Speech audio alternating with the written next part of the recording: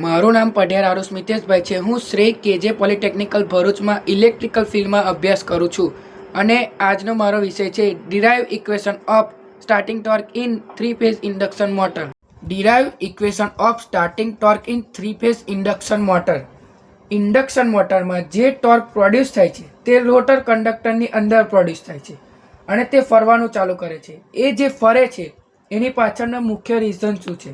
એની પાછળનું મુખ્ય 3 રીઝન છે। પહેલું છે ફ્લક્સ। ફ્લક્સ એ રોટેટિંગ મેગ્નેટિક ફિલ્ડ ઉત્પન્ન કરે છે, તેથી ટોર્ક ઉત્પન્ન થાય છે। બીજું છે કરંટ। મોટરનો પ્રિન્સિપલ એવો છે કે એવો કંડક્ટર કે જેમાંથી પસાર થઈ રહ્યો છે અને તમે એની મેગ્નેટિક ફિલ્ડમાં મૂકી દો તો તે ફોર્સ અનુભવ કરશે। ત્રીજું છે કોસ ફાઈ। તો આ ત્રણના લીધે ટોર્ક ઉત્પન્ન થાય છે। અહીંયા મારે પ્રપોઝનલને હટાવીને ઇક્વલ ટુ કરવું હોય તો ઓહમનો નિયમ એવું કહે છે કે વોલ્ટેજ પ્રપોઝનલ ટુ કરંટ।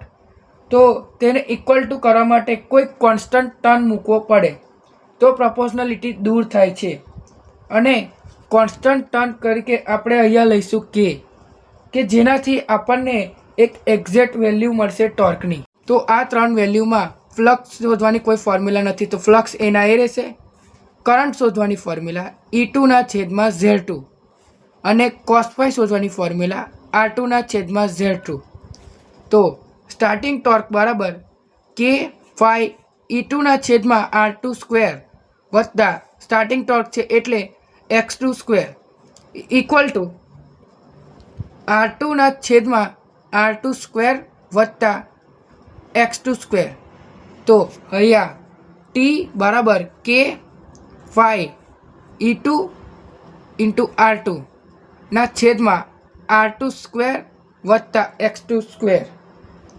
તો આપણને સ્ટાર્ટિંગ ટોર્કની વેલ્યુ જાણવી હોય તો આપણને આટલી વસ્તુ ખબર હોવી જોઈએ।